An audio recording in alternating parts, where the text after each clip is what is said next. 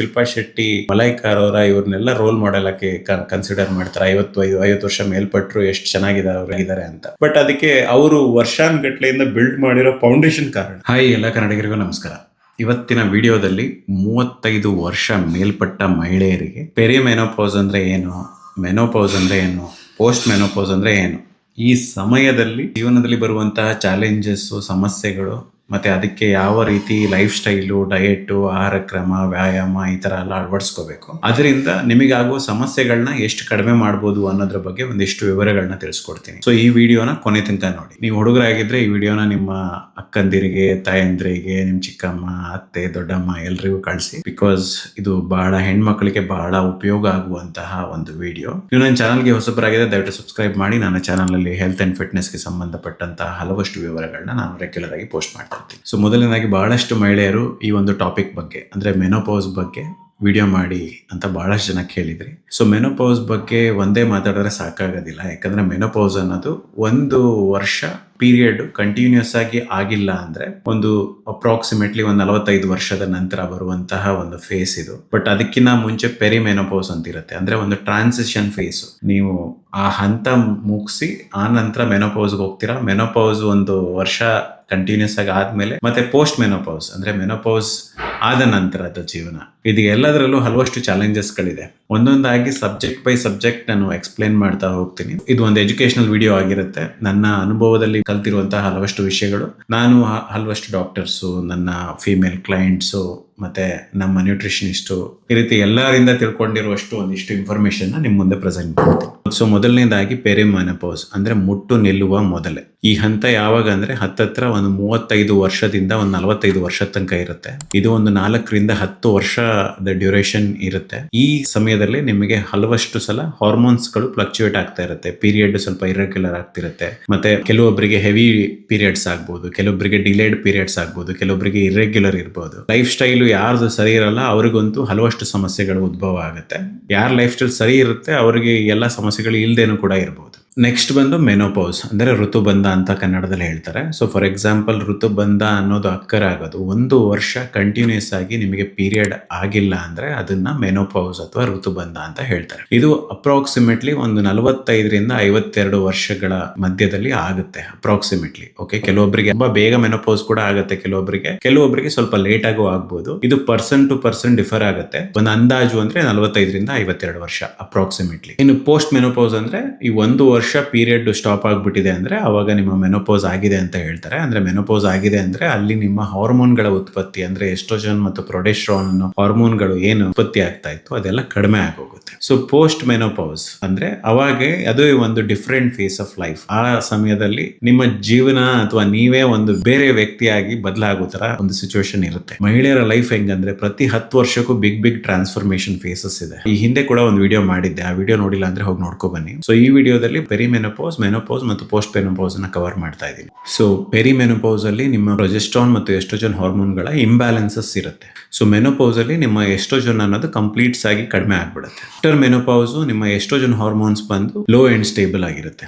So post ಮೆನೋಪೌಸ್ ಅಲ್ಲಿ period ಆಗೋದೇ ಇಲ್ಲ. ಮಹಿಳೆಯರಿಗೆ ಪ್ರತಿ ತಿಂಗಳು ಪೀರಿಯಡ್ ಆಗ್ತಾ ಇರುತ್ತೆ. ಆ ಸಮಯದಲ್ಲಿ ನಿಮಗೆ ಸಪೋರ್ಟ್ ತರ ನಿಮಗೆ ಹಾರ್ಮೋನ್ಸ್ ಗಳಿರುತ್ತೆ. ಅಂದ್ರೆ ಎಸ್ಟ್ರೋಜನ್ ಮತ್ತು ಪ್ರೊಜೆಸ್ಟ್ರಾನ್ ಹಾರ್ಮೋನ್ಗಳು. ಇದು ನಿಮಗೆ ದೇಹದಲ್ಲಿ ಹಲವಷ್ಟು ಯೌವನ, ಚೈತನ್ಯವಾಗಿರೋದಕ್ಕೆ ಅಥವಾ ನಿಮ್ಮ ಚರ್ಮ, ನಿಮಗೆ ಒಂದು ಫೆಮಿನಿನ್ ಲುಕ್, ನೀವು ಯಂಗ್ ಅಂಡ್ ಎನರ್ಜೆಟಿಕ್ ಆಗಿರೋದಕ್ಕೆ ಎಲ್ಲದಕ್ಕೂ ಸಪೋರ್ಟ್ ಮಾಡುತ್ತೆ. ಒಂದು ಸಲ ಇದು ಡ್ರಾಪ್ ಆದ್ಮೇಲೆ ನಿಮಗೆ ಏನೋ ಒಂದು ಡಿಫ್ರೆಂಟ್ ಪರ್ಸನ್ ತರ ನೀವು ಫೀಲ್ ಆಗ್ತೀರಾ ಆಬ್ವಿಯಸ್ಲಿ. ಬಿಕಾಸ್ ಇಷ್ಟು ದಿನ ನಿಮ್ಮ ಫೆಮಿನಿನ್ ಕ್ಯಾರೆಕ್ಟರ್ನೆಲ್ಲ ಸಪೋರ್ಟ್ ಮಾಡ್ತಿದ್ದಂತ ಹಾರ್ಮೋನ್ಗಳು ಕಡಿಮೆ ಆಗೋಗುತ್ತೆ. ಆದ ಕಾರಣಕ್ಕೆ ಅದು ಒಂದು ಭಾಗ. ಆದ್ರೆ ಇನ್ನೊಂದು ಎಮೋಷನಲಿ ಬರುವಂತಹ ಸಮಸ್ಯೆಗಳು ಮೆನೋಪೌಸ್ ಟೈಮ್ ಅಲ್ಲಿ ಹಾಟ್ ಫ್ಲಾಶಸ್ ಅಂತ ಬರುತ್ತೆ. ಹಾಟ್ ಫ್ಲಾಶಸ್ ಅಂದ್ರೆ ಸಡನ್ ಆಗಿ ಬೆವರೋದು, ಮತ್ತೆ ಸಡನ್ ಆಗಿ ಫ್ಯಾನ್ ಹಾಕಿರ್ಲಿ, ಚಳಿ ಇರ್ಲಿ, ಏನೇ ಇರ್ಲಿ, ಸಡನ್ ಆಗಿ ಒಂದ್ 2-3 ನಿಮಿಷ ಬೆವರೋ ತರ ಫೀಲ್ ಆಗೋದು, ಸ್ವಲ್ಪ ಬ್ಲಾಂಕ್ ಅನ್ಸೋದು, ಆ ತರ ಹಾಟ್ ಫ್ಲಾಶಸ್ ಅಂತ ಹೇಳ್ತಾರೆ ಅದಕ್ಕೆ. ಮತ್ತೆ ಕೆಲವೊಬ್ಬರಿಗೆ ಈ ಹಾರ್ಮೋನ್ಸ್ ಗಳು ಡ್ರಾಪ್ ಆದಾಗ ತುಂಬಾ ಮೂಡ್ ಫ್ಲಕ್ಚುಯೇಷನ್ಸ್ ಆಗ್ಬೋದು, ತುಂಬಾ ಡಿಪ್ರೆಷನ್ ತರ, ಆಂಗ್ಸೈಟಿ ತರ ಆ ತರ ಆಗ್ಬೋದು, ಕೋಪ ಬರೋದು, ಇರಿಟೇಷನ್ ಈ ತರ. ಮತ್ತೆ ಕೆಲವೊಬ್ಬರಿಗೆ ಪ್ರೈವೇಟ್ ಪಾರ್ಟ್ ಗಳಲ್ಲಿ ಡ್ರೈನೆಸ್ ಫೀಲ್ ಆಗೋದು, ಇಚ್ಚಿಂಗ್ ಫೀಲ್ ಆಗೋದು, ಈ ತರ ಸಮಸ್ಯೆಗಳು ಇರುತ್ತೆ. ಸೊ ಅಂದ್ರೆ ಹಾರ್ಮೋನ್ಸ್ ಗಳು ಸಪೋರ್ಟ್ ಇಲ್ಲದೆ ಇದ್ದಾಗ ನಿಮ್ಗೆ ಮೊದ್ಲಿನ ತರನೇ ಸ್ವಲ್ಪ ಸೆಕ್ಷುಲಿ ಎಂಗೇಜ್ ಆಗೋದು ಸ್ವಲ್ಪ ಕಷ್ಟ ಅನ್ಸ್ಬೋದು. ಈ ಸಬ್ಜೆಕ್ಟ್ ಬಗ್ಗೆ ಅಂದ್ರೆ ಪೋಸ್ಟ್ ಮೆನೋಪೌಸ್ ಅನ್ನಲ್ಲಿ ಸೆಕ್ಷುವಲ್ ಹೆಲ್ತ್, ಸೆಕ್ಷುವಲ್ ಇಂಟರ್ಕೋರ್ಸ್ ಈ ವಿಷಯದ ಬಗ್ಗೆ ಎಲ್ಲ ನಾನು ಮಾತಾಡೋದು ಅಷ್ಟು ಸೂಕ್ತ ಅಲ್ಲ ಅನ್ಸುತ್ತೆ. ಅದ್ರ ಬಗ್ಗೆ ನಾನು ಒಬ್ರು ಗೈನಕಾಲಜಿಸ್ಟ್ ನ ಇಂಟರ್ವ್ಯೂ ಮಾಡಿ ಅವರಿಂದಾನೇ ಇದನ್ನ ಹೇಳಿಸ್ತೀನಿ. ಮುಂದೊಂದ್ ದಿನ ಒಂದು ಪ್ಲಾನ್ ಇದೆ, ಒಬ್ರು ಗೈನಕಾಲಜಿಸ್ಟ್ ನ ಕರೆಸಿ ಇಂಟರ್ವ್ಯೂ ಮಾಡ್ಬೇಕು ಅಂತ ಹೇಳಿ. ಅಂದ್ರೆ ಈ ವಿಡಿಯೋದಲ್ಲಿ ಹೇಳೋ ಮಾಹಿತಿಗಳು ಎಲ್ಲದನ್ನು ನಾನು ಡಿಸ್ಕಸ್ ಮಾಡೇ ಹೇಳ್ತಾ ಇರೋದು. ಬಟ್ ಸ್ಟಿಲ್ ಸೆಕ್ಷುವಲ್ ಪಾರ್ಟ್ ಅನ್ನೋದು ಬೆಟರ್ ಅವ್ರ ಎಕ್ಸ್ಪರ್ಟ್ ಬಾಯಿಂದ ಬಂದ್ರೇನೆ ಒಳ್ಳೇದು. ವೆಯ್ಟ್ ಮ್ಯಾನೇಜ್ಮೆಂಟ್ ವಿಷಯ ಬಂದ್ರೆ ಒಂದು 35ರಿಂದ 45 ವರ್ಷದಲ್ಲಿ ಸ್ವಲ್ಪ ವೆಯ್ಟ್ ಲಾಸ್ ಅಂದ್ರೆ ನಿಮ್ಮ ಮೆಟಬಲಿಸಮ್ ಸ್ವಲ್ಪ ಸ್ಲೋ ಆಗ್ತಾ ಹೋಗುತ್ತೆ, ಫ್ಯಾಟ್ ಲಾಸ್ ಸ್ವಲ್ಪ ಕಷ್ಟ ಆಗುತ್ತೆ. ಸೊ ಈ ಸಮಯದಲ್ಲಿ ನಿಮ್ಗೆ ಮಸಲ್ ಬಿಲ್ಡ್ ಮಾಡಿ ಫ್ಯಾಟ್ ಲಾಸ್ ಮಾಡೋ ಪ್ರಯತ್ನ ಮಾಡ್ಲೇಬೇಕು, ಪ್ರತಿಯೊಬ್ರು ಮಾಡ್ಬೇಕು. ಓಕೆ, ಕಷ್ಟ ಆಗುತ್ತೆ ಅಂತ ಮಾಡೋದ್ ಬಿಡೋದಲ್ಲ, ಇದೊಂಥರ ಫೌಂಡೇಶನ್ ತರ. ಈ ಸಮಯದಲ್ಲಿ ನೀವು ಇದನ್ನ ಕರೆಕ್ಟ್ ಆಗಿ ಫೌಂಡೇಶನ್, ಹ್ಯಾಬಿಟ್ಸ್ ಎಲ್ಲ ಬಿಲ್ಡ್ ಮಾಡಿದ್ರೆ ನಿಮ್ಮ ಮುಂದಿನ ಜೀವನ ಸುಖಕರವಾಗಿರುತ್ತೆ, ಆರಾಮಾಗಿರುತ್ತೆ. ಯೂಶುವಲಿ ಏನಾಗುತ್ತೆ ಅಂದ್ರೆ ಮೆನೋಪೌಸ್ ಆದ ನಂತರ ಬೋನ್ ಡೆನ್ಸಿಟಿ ಅನ್ನೋದು ಕಡಿಮೆ ಆಗ್ತಾ ಹೋಗುತ್ತೆ. ಅಂದ್ರೆ ಮೂಳೆಯ ಗಾತ್ರ ಅಥವಾ ಸದೃಢತೆ ಸ್ವಲ್ಪ ಕಡಿಮೆ ಆಗ್ತಾ ಹೋಗುತ್ತೆ. ಯಾವ ಮಹಿಳೆಯರು ಜಾಸ್ತಿ ಆಕ್ಟಿವಿಟಿ ಮಾಡೋದಿಲ್ಲ, ತುಂಬಾ ಐಡಲ್ ಆಗಿರ್ತಾರೆ, ಬರೇ ಏನು ಅಂದ್ರೆ ಆಕ್ಟಿವಿಟಿ ಎಕ್ಸಸೈಸ್ ಏನೂ ಇಲ್ಲ, ಸುಮ್ನೆ ಮನೇಲಿ ಇದ್ದೆ, ಕೆಲಸ ಮಾಡದೆ, ನಿಂತು ಅಡಿಗೆ ಮಾಡದೆ, ಈ ತರ ಇರೋರಲ್ಲಿ ಬಹಳಷ್ಟು ಆರೋಗ್ಯ ಸಮಸ್ಯೆಗಳು ಈ 45 ವರ್ಷದ ನಂತರ ಬರಕ್ ಸ್ಟಾರ್ಟ್ ಆಗುತ್ತೆ. ಅದಕ್ಕೆ one of the main reason ಈ ಪೆರಿಮೆನೋಪೌಸ್ ಅಥವಾ ಒಂದು ನಿಮ್ಮ ಹ್ಯಾಬಿಟ್ ಲೈಫ್ ಸ್ಟೈಲು ಸರಿ ಇಲ್ದಿರೋದು ಕಾರಣ. ಇನ್ನೊಂದು ನಿಮಗೆ ಪ್ರಾಪರ್ ಫೌಂಡೇಶನ್ ಇರೋದಿಲ್ಲ. ತುಂಬಾ ಜನರಿಗೆ ಈಗ ನಾವು ಎಕ್ಸಸೈಸ್ ಮಾಡಿ, ಆಹಾರ ಕ್ರಮ ಫಾಲೋ ಮಾಡಿ ಇದೆಲ್ಲ ಹೇಳಿದಾಗ ಅದೊಂಥರ ಏನೋ ಒಂದು ಮಾಡ್ಬೇಕಾ ಅಂದ್ರೆ, ಕೆಲವೊಬ್ರು ಹೆಂಗಂದ್ರೆ ನಾನು ದಪ್ಪ ಇದ್ರೆ ಮಾತ್ರ ಎಕ್ಸಸೈಸ್ ಮಾಡ್ಬೇಕು, ಇಲ್ಲಾಂದ್ರೆ ನಾನು ಮಾಡ್ಬೋದು ಅಂತ ಅನ್ಕೋತಾರೆ. ಸಣ್ಣ ಇರೋರ್ಗೂ ಅವಶ್ಯಕತೆ ಇರುತ್ತೆ. ಈಗ ಸಣ್ಣ ಇರೋರಲ್ಲೂ ಬಹಳಷ್ಟು ಮಸಲ್ ಮಾಸ್ ಬಹಳ ಕಡಿಮೆ ಇರುತ್ತೆ, ಬೋನ್ ಡೆನ್ಸಿಟಿ ಕಡಿಮೆ ಇರುತ್ತೆ. ಸಣ್ಣ ಇರೋರು ಎಕ್ಸಸೈಸ್ ಮಾಡ್ಬೇಕು, ದಪ್ಪ ಇರೋರು ಎಕ್ಸಸೈಸ್ ಮಾಡ್ಬೇಕು, ಅತಿ ದಪ್ಪ ಇರೋರು ಎಕ್ಸಸೈಸ್ ಮಾಡ್ಬೇಕು. ಎಕ್ಸಸೈಸ್ ಪ್ರತಿಯೊಬ್ಬರಿಗೂ ಮ್ಯಾಂಡೇಟರಿ. ಎಕ್ಸಸೈಸ್ ಎಷ್ಟು ಮಾಡ್ತೀರಾ ಅಷ್ಟು ನಿಮ್ಮ ಪೀರಿಯಡ್ ಸೈಕಲ್ ರೆಗ್ಯುಲರ್ ಆಗಿರುತ್ತೆ, ನಿಮ್ಮ ಮುಂದಿನ ಜೀವನ ಸುಗಮವಾಗಿರುತ್ತೆ.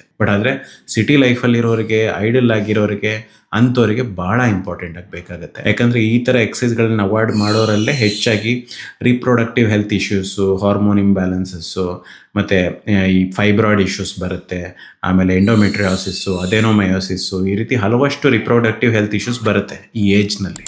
ಓಕೆ, ಅದನ್ನೆಲ್ಲ ಅವಾಯ್ಡ್ ಮಾಡಬೇಕು ಅಂದರೆ ನಿಮ್ಮ ಒಂದು ಫೌಂಡೇಶನ್ ಸರಿಯಾಗಿ ಬಿಲ್ಡ್ ಆಗಿರಬೇಕು ಅನ್ನೋ ಥರ. Okay, which is daily 1 hour ತರ ವ್ಯಾಯಾಮ. ಅದು ರೆಸಿಸ್ಟೆನ್ಸ್ ಟ್ರೈನಿಂಗ್ ಆಗಿರ್ಬೋದು, ಸ್ಟ್ರೆಂತ್ ಟ್ರೈನಿಂಗ್ ಆಗಿರ್ಬೋದು. ಸೊ ಅದು ಪೆರಿಮೆನೋಪೌಸಲ್ಲೂ ಮಾಡಬೇಕು, ಮೆನೋಪೌಸಲ್ಲೂ ಮಾಡಬೇಕು, ಪೋಸ್ಟ್ ಮೆನೋಪೌಸಲ್ಲೂ ಮಾಡಬೇಕು. ಓಕೆ, ಸೊ ಮಾಡಿದಷ್ಟು ನಿಮ್ಮ ಜೀವನ ಆರಾಮಾಗಿರುತ್ತೆ, ನಿಮಗೆ ರಿಸ್ಕ್ಗಳಿರಲ್ಲ. ಹೈಯೆಸ್ಟ್ ಫ್ರಾಕ್ಚರ್ ಎಲ್ಲಿ ಯಾರ ಥರದ್ದು ನೀವು ಕೇಳಿದ್ದೀರಾ? ಹೈಯೆಸ್ಟ್ ಫ್ರಾಕ್ಚರ್ ಆಗೋದೇ ಮಹಿಳೆಯರಲ್ಲಿ. ಯಾಕಂದ್ರೆ ಮೆನೋಪೌಸ್ ಆದ ನಂತರ ನಿಮ್ಮ ಹಾರ್ಮೋನ್ಸ್ ಎಲ್ಲ ಡ್ರಾಪ್ ಆಗೋದ್ರಿಂದ ನಿಮಗೆ ಆಸ್ಟಿಯೋಪೊರೋಸಿಸ್ ಅನ್ನೋ ಒಂದು ಸಮಸ್ಯೆ ಜಾಸ್ತಿ ಬರುತ್ತೆ. ಆಸ್ಟಿಯೋಪೊರೋಸಿಸ್ ಅಂದ್ರೆ ಮೂಳೆ ಲಡ್ಡಾಗುತ್ತೆ ಅಂತ ಅನ್ಕೊಳ್ಳಿ. ಓಕೆ, ಸೊ ಈಗ ಮೂಳೆ ಲಡ್ಡಾಯಿತು ಅಂದರೆ ನೀವು ನಾರ್ಮಲ್ ಆಗಿ ಸಿಂಪಲ್ ಆಗಿ ಒಂದು ಎಡು ಬಿದ್ದರೂ ಕೂಡ ನಿಮ್ಮ ಫ್ರಾಕ್ಚರ್ ಆಗ್ಬೋದು. ಅದನ್ನು ಎಸ್ಪೆಷಲಿ ಒಡೆ ಫಿಮರ್ ಬೋನು ಮತ್ತೆ ಹಿಪ್ ಫ್ರಾಕ್ಚರ್ ಎಲ್ಲ ಆಗ್ಬಿಟ್ರೆ ನೀವು ತುಂಬಾ ಜನ ಬೆಡ್ ರಿಡನ್ ಆಗಿ ಹೋಗ್ಬಿಡ್ತಾರೆ. ಸೊ ಇದೆಲ್ಲ ಆಗ್ಬಾರ್ದು ಅಂದ್ರೆ ಎಕ್ಸಸೈಸ್ ಮಾಡೋದು ಬರೇ ವೆಯ್ಟ್ ಲಾಸ್ಗೆ, ವೆಯ್ಟ್ ಗೇನ್ಗೆ, ಇದಕ್ಕೆ ಅಂತ ಅಲ್ಲ. ನಿಮ್ಮ ಜೀವನ ಸುಗಮವಾಗಿ ಆರಾಮಾಗಿ ಯಾರಿಗೂ ನೀವು ಹೊರೆ ಆಗ್ಬಾರ್ದು ಅಂದ್ರೆ ನಿಮ್ಗೆ ಎಕ್ಸಸೈಸ್ ಬಹಳ ಮುಖ್ಯ. ಎಲ್ಲರೂ ಎಕ್ಸಸೈಸ್ ಅಂದಿದ ತಕ್ಷಣ ನಾಳೆನೆ ಹೋಗಿ ಕುಣಿದು ಕುಪ್ಪಳಿಸಿ ಏನೋ ಮಾಡ್ಬೇಕು ಅಂತ ಏನಿಲ್ಲ. ಸಿಂಪಲ್ ಆಗಿ ಸ್ಟಾರ್ಟ್ ಮಾಡಿ, ಸಿಂಪಲ್ ಮನೆಯಲ್ಲಿ ಸಿಂಪಲ್ ಯೋಗ ತರ ಸ್ಟಾರ್ಟ್ ಮಾಡಿ, ನಿಧಾನವಾಗಿ ಅದನ್ನ ಜಾಸ್ತಿ ಮಾಡ್ಕೊಂತ ಹೋದ್ರೆ ಆಯ್ತು. ಸ್ಟ್ರೆಂತ್ ವರ್ಕೌಟ್ ಈ ತರ ಎಲ್ಲ ನನ್ನ ಚಾನಲ್ ಅಲ್ಲಿ ಹಲವಷ್ಟು ವಿಡಿಯೋಸ್ ಇದೆ, ನೋಡಿ. ಸಿಂಪಲ್ ಯೋಗಗಳು ಇದೆ, ಅದರಿಂದ ಸ್ಟಾರ್ಟ್ ಮಾಡಿ. ಆ ನಂತರ ನೀವು ಸ್ಟ್ರೆಂತ್ ಟ್ರೈನಿಂಗ್ ಅಂತ ಯೂಟ್ಯೂಬ್ ನಲ್ಲಿ ಹಾಕಿದ್ರೆ ನಿಮ್ಗೆ ಹಲವಷ್ಟು ಸ್ಟ್ರೆಂತ್ ವರ್ಕೌಟ್ಸ್ ಗಳು ಸಿಗುತ್ತೆ. ಮನೆಯಲ್ಲೇ ಮಾಡ್ಬೋದು, ಏನ್ ಜಿಮ್ಗೆ ಹೋಗ್ಬೇಕು ಅಂತ ಮ್ಯಾಂಡೇಟರಿ ಏನಿಲ್ಲ. ನೀವೇ ನನ್ನ ಚಾನಲ್ ಅಲ್ಲಿ ಎಷ್ಟೊಂದು ಮಹಿಳೆಯರ ಟ್ರಾನ್ಸ್ಫಾರ್ಮೇಶನ್ ನೋಡಿರ್ತೀರಾ. ಮನೆಯಲ್ಲೇ ಮಾಡಿ ಫಿಟ್ ಆಗಿರೋರು, ಫ್ಯಾಟ್ ಲಾಸ್ ಮಾಡಿರೋರು, ಮಸಲ್ ಗೇನ್ ಮಾಡಿ ಫಿಟ್ ಆಗಿರೋರು ಬಹಳ ಜನರು ನೋಡಿರ್ತೀರಾ. ಬಟ್ ಈ ಫೌಂಡೇಶನ್ ನೀವು ಕಲ್ತು ಮುಂದುವರ್ಸ್ಕೊಂಡು ಹೋಗ್ಬೇಕು. ಪೆರಿಮೆನೋಪೌಸ್ ಅಲ್ಲಿ ಹೆಚ್ಚಾಗಿ ಬರುವಂತ ಸಮಸ್ಯೆ ಏನಂದ್ರೆ ಇನ್ಸುಲಿನ್ ರೆಸಿಸ್ಟೆನ್ಸ್ ಮತ್ತೆ ಥೈರಾಯ್ಡ್ ಇಶ್ಯೂಸ್ ಜನರಲಿ ಬರುತ್ತೆ. ಕೆಲವೊಬ್ಬರಿಗೆ ಆಟೋ ಇಮ್ಯೂನ್ ಇಶ್ಯೂಸ್ ಬರುತ್ತೆ. ನೆಕ್ಸ್ಟ್ ಪೆರಿಮೆನೋಪೌಸ್ ಅಲ್ಲಿ ಬಂದು ಕೊಲೆಸ್ಟ್ರಾಲ್ ಜಾಸ್ತಿ ಆಗುತ್ತೆ ಕೆಲವೊಬ್ಬರಿಗೆ, ಆಮೇಲೆ ಹಾಟ್ ಫ್ಲಾಶಸ್ ಇರುತ್ತೆ, ಮತ್ತೆ ಡಿಪ್ರೆಷನ್, ಆಂಗ್ಸೈಟಿ, ಮತ್ತೆ ಆಸ್ಟಿಯೋಪೊರೋಸಿಸ್ ಪ್ರಾಬ್ಲಮ್, ಮತ್ತೆ ಕೆಲವೊಬ್ಬರಿಗೆ ಕೊಲೆಸ್ಟ್ರಾಲ್ ಜಾಸ್ತಿ ಆಗಿ BP, ಬ್ಲಡ್ ಪ್ರೆಷರ್ ಜಾಸ್ತಿ ಆಗೋದು, ಮತ್ತೆ ಡಯಾಬಿಟಿಸ್ ಬರೋದು, ಈ ತರ ಸಮಸ್ಯೆಗಳಿರುತ್ತೆ.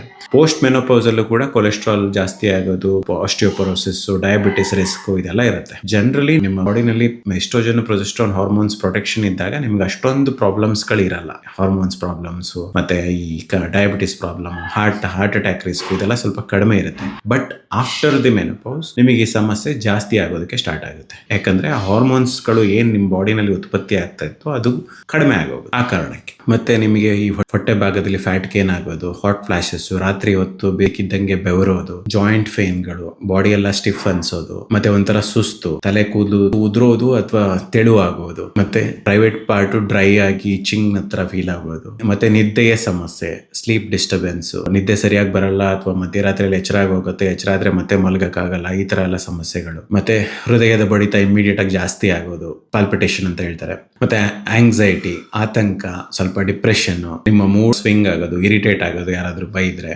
ಇದೆಲ್ಲ ಒಂದು ಮೆನೋಪೌಸ್ ನ ಲಕ್ಷಣಗಳು. ಸೊ ಈ ಸಮಯದಲ್ಲಿ ಫ್ಯಾಮಿಲಿಯವರು ಕೂಡ ಬಹಳಷ್ಟು ಸಪೋರ್ಟ್ ಮಾಡಬೇಕಾಗುತ್ತೆ. ಯಾಕಂದ್ರೆ ಆದಷ್ಟು ಮಹಿಳೆಯರು ಜೀವನ ಪೂರ್ತಿ ಫ್ಯಾಮಿಲಿ, ಮಕ್ಕಳು ಈ ತರ ಪೂರ್ತಿ ಅವರಿಗೆ ಸಪೋರ್ಟ್ ಮಾಡಿಕೊಂಡು ಅವ್ರ ಜೀವನನೇ ಅರ್ಧಕ್ಕರ್ಧ ತ್ಯಾಗ ಮಾಡ್ಬಿಟ್ಟಿರ್ತಾರೆ. ಈ ಸಮಯದಲ್ಲಿ ಮಕ್ಕಳು, ಗಂಡ ಇಂಥವ್ರು ಅವರಿಗೆ ಸ್ವಲ್ಪ ಸಪೋರ್ಟ್ ಮಾಡಬೇಕಾಗುತ್ತೆ ಮೆನೋಪೌಸ್ ಅಲ್ಲಿ. ಸೊ ಬರೇ ಏನೋ ಒಂದು ಪ್ರಾಬ್ಲಮ್ ಇದೆ ಅಂತ ಹೇಳಿ ಅದನ್ನ ಹೈಲೈಟ್ ಮಾಡೋದಕ್ಕಿಂತ ಎಮೋಷನಲ್ ಸಪೋರ್ಟ್ ಕೊಟ್ಟು, ಈಗ ತುಂಬಾ ಜನರಿಗೆ ಆಕ್ಟಿವಿಟಿ ಮಾಡೋದು, ಆಹಾರ ಕ್ರಮ ಫಾಲೋ ಮಾಡೋದು ಇದೆಲ್ಲ ಅಂದ್ರೆ ಏನೋ ಒಂದು ಟ್ಯಾಬು ತರ ಟ್ರೀಟ್ ಮಾಡ್ತಾರೆ ನಮ್ಮ ಸೊಸೈಟಿ, ಏನೋ ಸ್ಪೆಷಲ್ ಆಗಿ ಮಾಡ್ತವ್ರೆ ಹಾಗೆ ಹೀಗೆ ಅಂತ. ಇಲ್ಲ, ಅದೆಲ್ಲ ಮಾಡಿದ್ರೆ ನಿಮ್ಮ ಅಮ್ಮ ಅಥವಾ ತಾಯಿ ಅಥವಾ ಅಕ್ಕ ಅವರು ಸ್ವಲ್ಪ ಆರಾಮಾಗಿರ್ತಾರೆ. ಈ ಎಲ್ಲ ಸಮಸ್ಯೆಗಳನ್ನ ಒಬ್ಬರೇ ಹೋರಾಡುವಷ್ಟು ಶಕ್ತಿ ಅವರಿಗೆ ಬರುತ್ತೆ. ಸೊ ಅದಕ್ಕೆ ಆಸ್ ಅ ಫ್ಯಾಮಿಲಿ ನೀವು ಅವರಿಗೆ ಸಪೋರ್ಟ್ ಮಾಡಬೇಕು. ಸೊ ನಿಮ್ಮ ಫ್ಯಾಮಿಲಿಗೆ ಇದೊಂದಿಷ್ಟು ಮೆಸೇಜ್ ತೋರಿಸ್ಬಿಡಿ, ಓಕೆ?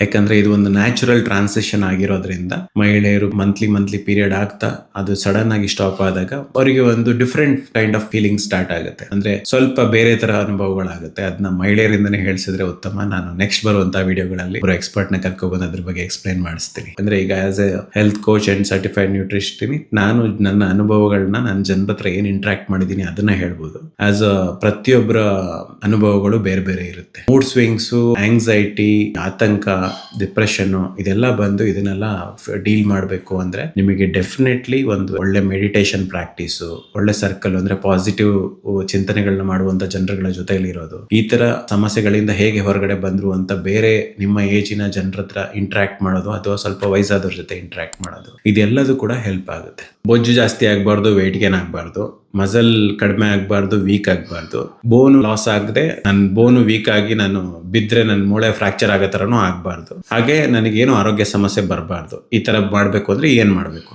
ಇದಕ್ಕೆ ನಿಮ್ಮ ಡಯಟ್, ಲೈಫ್ ಸ್ಟೈಲ್, ಎಕ್ಸಸೈಸ್ ಇದನ್ನ ಕರೆಕ್ಟ್ ಮಾಡೋದು ನಿಮ್ಮ ಕೈಯಲ್ಲಿ ಆಗುವಂತಹ ಒಂದು ಪ್ರಯತ್ನ. ಓಕೆ, ಇದೆಲ್ಲ ನಿಮ್ಮ ಕೈಯಲ್ಲಿದೆ, ಕಂಟ್ರೋಲ್ ನಿಮ್ಮ ಕೈಯಲ್ಲಿದೆ. ನೀವು ಮನ್ಸು ಮಾಡಿದ್ರೆ ಅದರಿಂದ ಬರುವಂತಹ ಎಲ್ಲ ಸಮಸ್ಯೆಗಳನ್ನ ನೀವು ಸ್ವಲ್ಪ ಕಂಟ್ರೋಲ್ ಮಾಡ್ಬೋದು. ಸೊ ಡಯಟ್ ಅಂದ್ಕೊಳ್ಳೆ ಬಹಳಷ್ಟು ಜನ ಊಟ ಬಿಡೋದು ಅನ್ಕೋತಾರೆ. ಮತ್ತೆ ಬಹಳಷ್ಟು ಜನ ಮಹಿಳೆಯರು ಶಾರ್ಟ್ ಕಟ್ ವೇಟ್ ಲಾಸ್ ಮಾಡೋದಕ್ಕೆ ಹೋಗಿ ವೇಟ್ ಲಾಸ್ ಮಾಡ್ತೀನಿ ಅಂತೆಲ್ಲ ಹೋಗಿ ಈ ಊಟ ಬಿಟ್ಟು ಶೇಕ್ ಕುಡಿಯೋದು, ಆಮೇಲೆ ಯಾವುದೋ ಹರ್ಬಲ್ ಅಂತಾನೋ ಯಾವುದೋ ಸ್ಲಿಮ್ ಗಿಮ್ ಅಂತಾನೋ ಇಂಥದ್ದೆಲ್ಲ ಕುಡ್ಕೊಂಡು ವೀಕ್ ಆಗಿ ಮೂಳೆ ಗಿಳೆ ಎಲ್ಲ ಮಸಲ್ ಕಳ್ಕೊಳ್ಳೋದು, ಮೂಳೆ ಲಾಸ್ ಮಾಡ್ಕೊಳ್ಳೋದು, ಈ ತರ ಎಲ್ಲ ಬಹಳಷ್ಟು ಮಹಿಳೆಯರ ಕಿತಾಪತಿ ಮಾಡೋದು. ನನ್ಗೆ ರೆಗ್ಯುಲರ್ ಆಗಿ ನನ್ನ ಹತ್ರ ಬರೋರಲ್ಲಿ ಬಹಳಷ್ಟು ಜನ ಈ ತರ ಕಿತಾಪತಿ ಮಾಡ್ಕೊಂಡೇ ಬರೋದು, ಆರೋಗ್ಯ ಹಾಳು ಮಾಡ್ಕೊಂಡು. ಓಕೆ, ಆ ರೀತಿ ಯಾವುದು ಮಾಡಬಾರ್ದು. 3 ಹೊತ್ತು ಕರೆಕ್ಟಾಗಿ ಊಟ ಮಾಡಬೇಕು. ಪ್ರತಿ ಊಟದಲ್ಲೂ ನಿಮ್ಮ 1 gram per KG of body weight ಅಷ್ಟು ಪ್ರೋಟೀನ್ ಅಂಶ ಇರಬೇಕು. 1.2 ತನಕ ಹೋದ್ರೂ ಪರವಾಗಿಲ್ಲ ಡ್ಯೂರಿಂಗ್ ಮೆನೋಪೌಸ್, ಯಾಕಂದ್ರೆ ಮಸಲ್ ಲಾಸ್ ಆಗ್ತಿರುತ್ತೆ. ಮಸಲ್ಸ್ ನ ಪ್ರೊಟೆಕ್ಟ್ ಮಾಡ್ಬೇಕು ನೀವು, ಅದು one of the primary focus.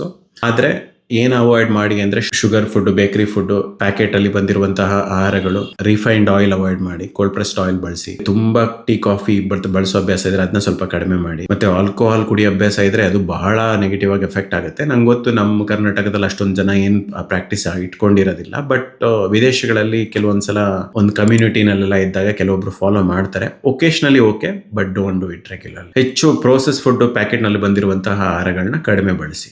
Bakery food, cake, ice cream, sugar ಇಂಥದನ್ನ ಕಡಿಮೆ, ಅಂದ್ರೆ ಮಾಡಲೇಬೇಡಿ ಅಂತ ಹೇಳ್ತಿಲ್ಲ, ಕಡಿಮೆ ಇರಲಿ. ಸೊ ಪ್ರೋಟೀನ್ಸ್ ಬಂದು 1 to 1.2 ಗ್ರಾಮ್ ಪರ್ ಕೆಜಿ ಅಷ್ಟು ತಗೊಂಡ್ರೆ ಒಳ್ಳೇದು. ಸೊ ಅದು ನಿಮಗೆ ಕಾಳು, ಬೇಳೆಗಳು, ಚಿಕನ್, ಫಿಶ್, ಎಗ್ ಈ ತರದ ಆಹಾರಗಳಲ್ಲಿ ಸಿಗುತ್ತೆ. ಇನ್ನು ಸಿರಿಧಾನ್ಯಗಳಲ್ಲೂ ಒಂದು 8 to 10 ಗ್ರಾಮ್ ಅಷ್ಟು ಸಿಗುತ್ತೆ, 100 ಗ್ರಾಮ್ ಅಷ್ಟು. ನೀವು ಧಾನ್ಯಗಳಲ್ಲಿ, ಬೆಳೆಗಳಲ್ಲೂ ಕೂಡ ನೀವು ಸೋರ್ಸ್ ಮಾಡಬಹುದು. ಪೂರ್ತಿ ದಿನ ಎಷ್ಟು ಪ್ರೋಟೀನ್ ತಗೊಂತಿದ್ದೀರಾ ಅಂತ ನಿಮ್ಮ ಆಹಾರನ ಟೋಟಲ್ ಆಗಿ ಒಂದು ಲೀಸ್ಟ್ ಮಾಡಿದ್ರೆ ನಿಮಗೆ ಸಿಗುತ್ತೆ. ಸೊ ಫಸ್ಟ್ ಪ್ರಿಯಾರಿಟಿ ಪ್ರೋಟೀನ್ ಕೊಡಿ, ನೆಕ್ಸ್ಟ್ ಪ್ರಿಯಾರಿಟಿ ಫ್ಯಾಟ್ ಕೊಡಿ, ಅದರ ನೆಕ್ಸ್ಟ್ ಪ್ರಿಯಾರಿಟಿ ಕಾರ್ಬೋಹೈಡ್ರೇಟ್ ಕೊಡಿ.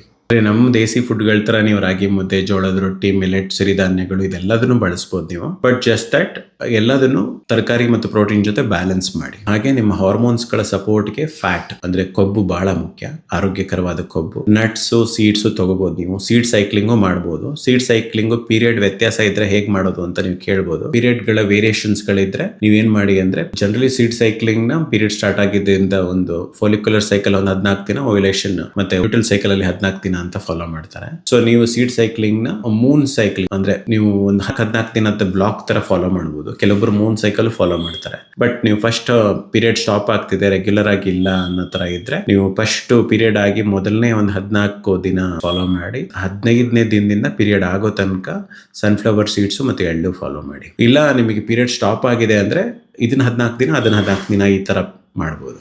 ಓಕೆ, ಸಪೋರ್ಟ್ ಆಗುತ್ತೆ ಜನರಲಿ. ಅದಲ್ಲದೆ ಬೇರೆ ಎಲ್ಲಾ ನಟ್ಸ್ಗಳನ್ನು ನೀವು ಸ್ವಲ್ಪ ಸ್ವಲ್ಪ ಪ್ರಮಾಣದಲ್ಲಿ, ಒಂದು ಬ್ರೆಜಿಲ್ ನಟ್ಸ್, ಒಂದು ವಾಲ್ ನಟ್ಸ್, ಒಂದು 4-5 ಬಾದಾಮು ಈ ತರನು ನೀವು ತಗೋಬಹುದು ಸಪೋರ್ಟ್ ಮಾಡೋದಕ್ಕೆ ನಿಮ್ಮ ಹಾರ್ಮೋನ್ಸ್ ಆರೋಗ್ಯನ. ಮತ್ತೆ ತರಕಾರಿಗಳಲ್ಲಿ ನುಗ್ಗೆ ಸೊಪ್ಪು, ನುಗ್ಗೆಕಾಯಿ, ಆಮೇಲೆ ಬೀನ್ಸ್, ಬೆಂಡೆಕಾಯಿ, ತೊಂಡೆಕಾಯಿ ಈ ತರ ಎಲ್ಲಾ ತರಕಾರಿಗಳು ನೀವು ಬಳಸಬಹುದು. ಜಸ್ಟ್ ದಟ್ ರೂಟ್ ವೆಜಿಟೇಬಲ್ಸ್ ಅಂದ್ರೆ ನೆಲದ ಕೆಳಗಡೆ ಬೆಳೆದಿರೋ ತರಕಾರಿಗಳಲ್ಲಿ ಸ್ವಲ್ಪ ಕಾರ್ಬೋಹೈಡ್ರೇಟ್ ಅಂಶ ಜಾಸ್ತಿ ಇರೋದ್ರಿಂದ ಪ್ರತಿ ಊಟದಲ್ಲೂ ಒಂದು 100-200 ಗ್ರಾಮ್ಕಿಂತ ಜಾಸ್ತಿ ಬೇಡ ಅನ್ನೋ.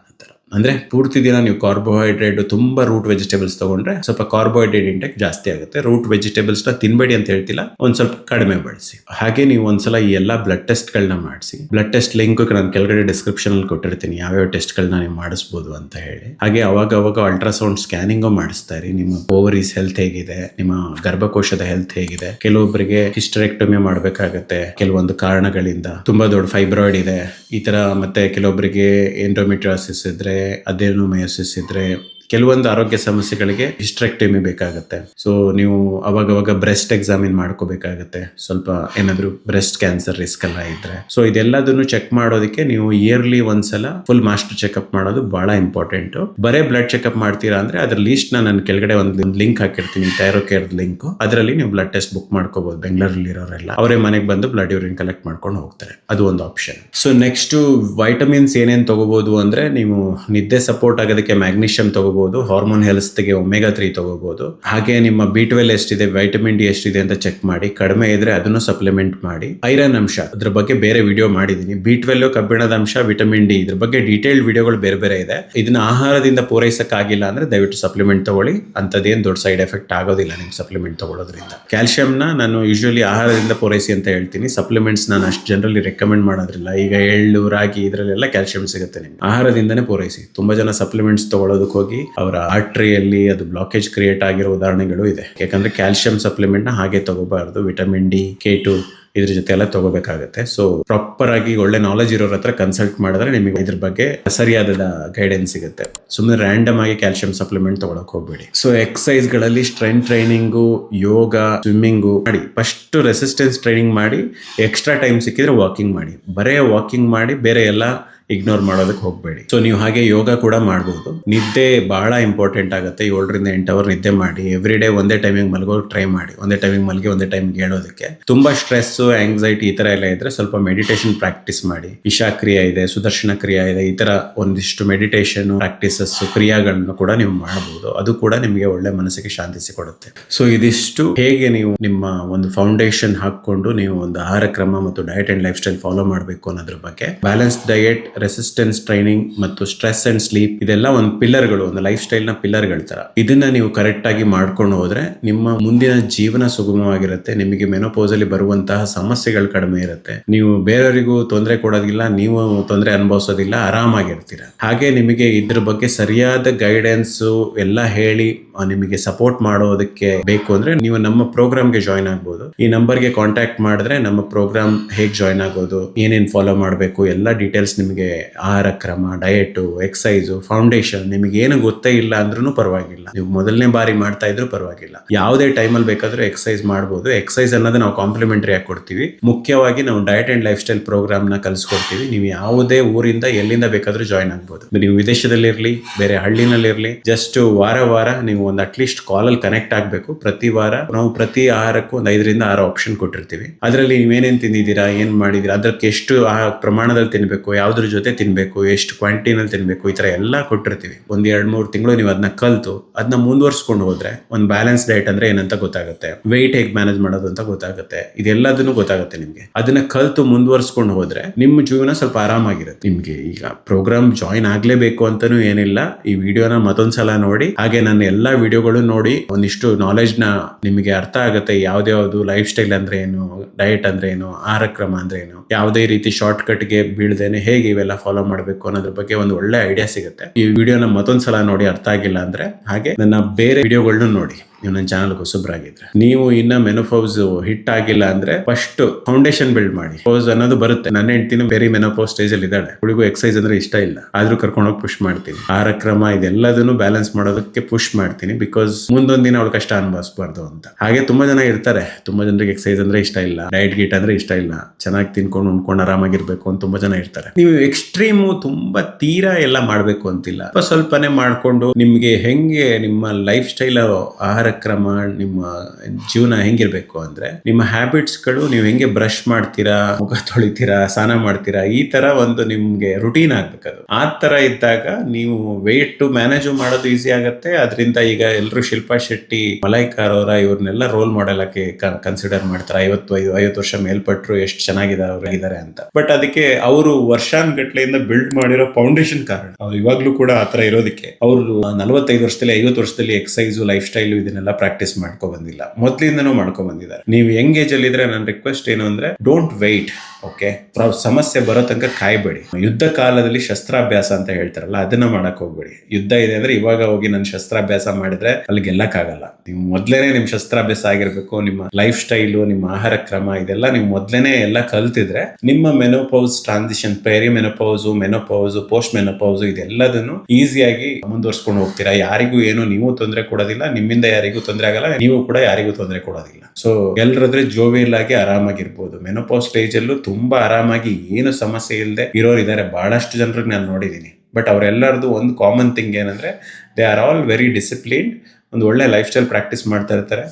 ಸೊ ಅಂಥವ್ರು ಸ್ವಲ್ಪ ಆರಾಮಾಗಿ ನೆಮ್ಮದಿಯಾಗಿದ್ದಾರೆ. ಬಟ್ ಅರ್ಥ ಆಗುತ್ತೆ ನನಗೆ, ಕೆಲವೊಬ್ಬರಿಗೆ, ಬಹಳಷ್ಟು ಮಹಿಳೆಯರಿಗೆ ಜೀವನ ಪೂರ್ತಿ ಫ್ಯಾಮಿಲಿಗೋಸ್ಕರ ಕೊಟ್ಟು, ಫ್ಯಾಮಿಲಿ, ಮಕ್ಕಳು, ಅವ್ರದ್ದು ಎಜುಕೇಶನ್, ಅವ್ರಿಗೆ ಸಪೋರ್ಟ್ ಮಾಡು, ಮನೇಲಿ ಅಡುಗೆ ಮಾಡು, ಈ ತರ ಒಂದು ಪೂರ್ತಿ ಜೀವನನೇ ಬೇರೆಯವ್ರಿಗೋಸ್ಕರ ತ್ಯಾಗ ಮಾಡ್ಬಿಟ್ಟಿರ್ತಾರೆ. ಸೊ ಕೊನೆಯಲ್ಲಿ ಅವರು ಈ ಕಷ್ಟಗಳನ್ನ ಅನುಭವಿಸ್ಬೇಕಾಗತ್ತೆ ಒಬ್ರೆ. ಫ್ಯಾಮಿಲಿ ಸಪೋರ್ಟ್ ಬಹಳ ಮುಖ್ಯ ಇದರಲ್ಲಿ. ಫ್ಯಾಮಿಲಿ ಸಪೋರ್ಟ್ ಇಲ್ಲ ಅಂದ್ರೆ ನೀವು ನಮ್ಮ ಪ್ರೋಗ್ರಾಮ್ ಜಾಯ್ನ್ ಆಗ್ಬೋದು. Okay, thanks for watching. ಧನ್ಯವಾದ.